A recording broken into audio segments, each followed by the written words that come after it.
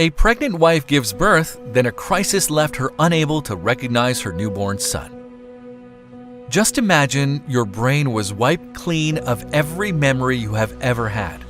Well, that's what happened to Camry Curto when, pregnant with her first child, she suffered near-fatal complications that destroyed her ability to retain new memories and deleted earlier ones.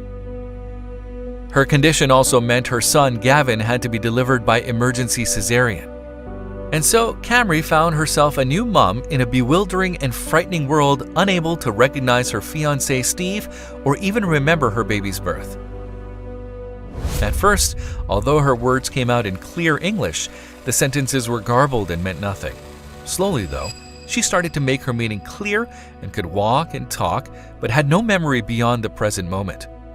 Also, if you have not done so already, please subscribe to our channel and click that notification bell to get inspired by these real-life stories every day.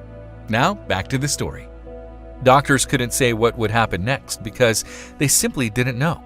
Her devastated family was told that her brain was like a computer hard drive whose files had all been erased, and nothing that had been lost would ever be recovered. From the day you're born, you start creating memories, says Camry, her voice soft but assured. Knowing I didn't have any, especially the big things like marriage and pregnancy, and never will, is hard to accept, but I try to make the best of every day. The bright, charming woman who greets me at the home she shares with Steve and Gavin, now a sweet and curious 7-year-old who is the image of his mother, has certainly made remarkable progress. Slightly built, wearing jeans and a striped jumper, and with her dark hair held back in a plait, 31-year-old Camry is clearly shy, but a welcoming smile lights up her face. Though she looks frail, she exudes a positive attitude. The family's tasteful home is spick and span. A huge Christmas tree is the focal point of a living room whose windows look out on woodland. It's an idyllic picture. But when we sit down to talk, I hear just what extraordinary odds this young woman has battled to overcome.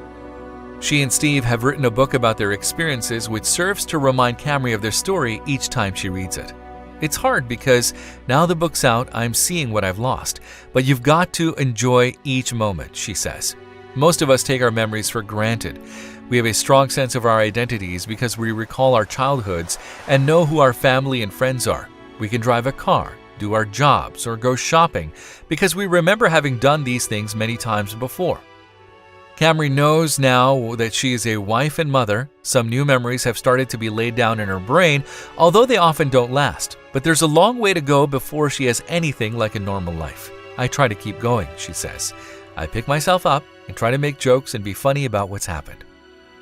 But it cannot be easy. As she does not remember her past and new memories last only a short time, Camry is anxious about going out in public. People come up and say hello, she says. They'll say, "Oh, we've met before," and I feel stupid. For her son's sake, she attends events at his school even though they fill her with anxiety. She shows me the notes her occupational therapist encouraged her to write about a recent mother-son dance. Before the event, anxiety, 7 out of 10. Scared, anger, anxiety. After, it wasn't that bad.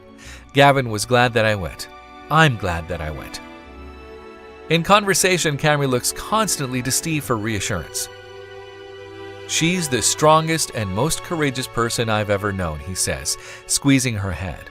He tells me her story because, although she has now heard it many times, she still remembers none of it.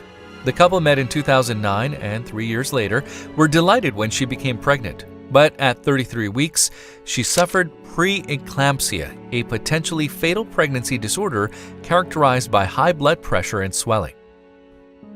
It developed into full-blown eclampsia and caused seizures, so she was raced to surgery to save her and Gavin's life.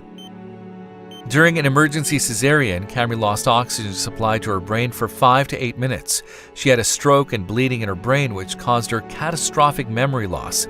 Gavin was delivered safely but weighed just 4 pounds 1 ounce. Camry was kept in a medically induced coma for 2 days. When she regained consciousness, I knew immediately something was wrong, recalls Steve, 38. She looked at me and her parents, and there was this empty stare.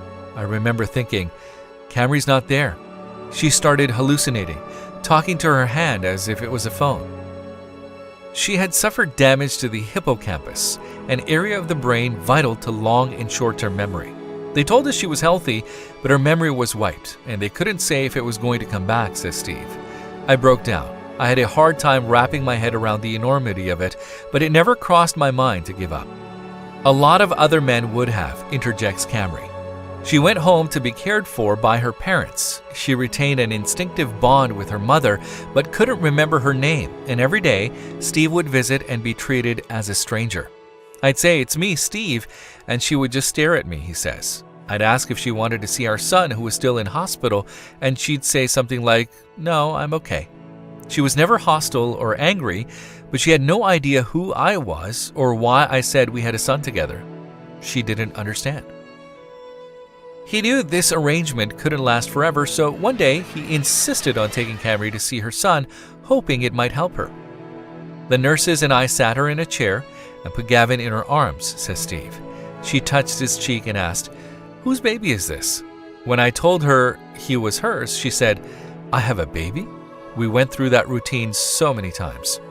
Gavin, who spent the first few weeks of his life in an incubator, was released from hospital and his father had to shoulder his care alone. Then, 8 weeks after Camry came home from hospital, I just explained for the 1,000th time who I was, and suddenly she looked me straight in the eyes and said, "I don't know who you are, but I know I love you." Steve is emotional at the memory. Camry, who cannot remember it, sits calmly beside him. "All my worries vanished. I knew we were going to be okay," says Steve. It was the first step on a long road. Camry needed to relearn everyday skills, how to wash her hair, brush her teeth, and dress. We would go through changing Gavin's nappies 1,000 times, as well as how to burp and feed him. She was always very gentle with this baby that she didn't know was hers. Slowly, Camry came to recognize her own name, then Steve's. She said one day, "I think I know you. You're around a lot, aren't you?" He laughs. It was as if her brain was waking up, and then, just as my hopes got high, it was shut down again. As Camry's brain began to heal, she finally understood that she was a mother. It took another year of repeating everything over and over again until it really sank in and stayed, says Steve. I was so happy for her. She was uncomfortable and even a little scared to spend the night in our own house at first, but she had always wanted to be a mother more than anything, so I thought we had to go back to living as a family. Camry's mother, Cheryl, agreed and encouraged her daughter to spend the night at her home with Steve and the baby 2 years after her injury. We've been together ever since, adds Steve. Camry was still incapable of being left alone, so for months, Steve would drop her and Gavin off at her parents' house each day, go to work, and then pick them up again in the evening. If Camry was on her own, it would take her hours just to get washed and dressed, even with the help of notes from her mother about how to wash her hair and put on makeup. The couple also had to relearn being physical. It took a while, a couple of years, says Steve. It came from me showing up every day and waiting until she was comfortable. I didn't push her, but eventually it happened. Steve would love to have a second child, but feels his wife's health isn't up to it. Camry wouldn't remember she was pregnant, he says. It's too much of a risk, but maybe in the future.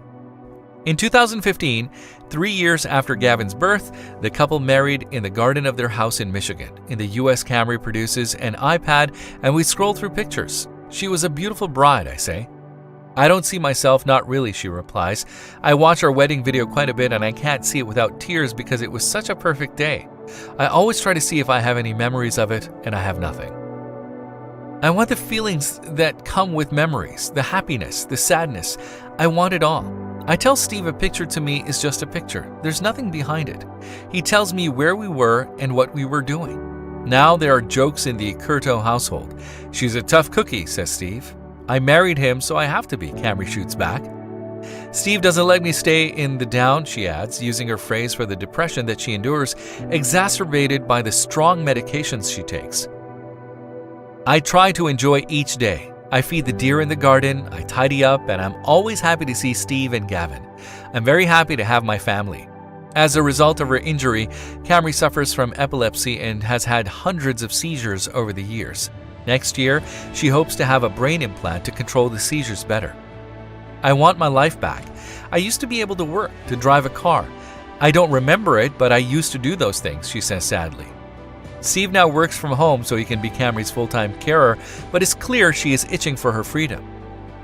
I wish it was me taking Gavin to school and doing the shopping. I want to be able to think back. It kills me that I can't. Camry is unlikely to get her full memory back, and it's not certain how far she will recover. She's gone from remembering for a few seconds to hours, says Steve. And sometimes she can have a 2 or 3 day window of remembering something important to her, such as an event at Gavin's school, but the saddest thing is that it fades after that. He puts his arm around his wife's shoulder. She's come so far, and we believe that she will improve. But whatever happens, I tell Camry the past doesn't matter. It's only today that's important. We just take it one day at a time. And that's how we will always do it. If you like the video, please give it a thumbs up and consider sharing it with someone who may find it interesting. Thanks for watching, and I'll talk to you in the next one.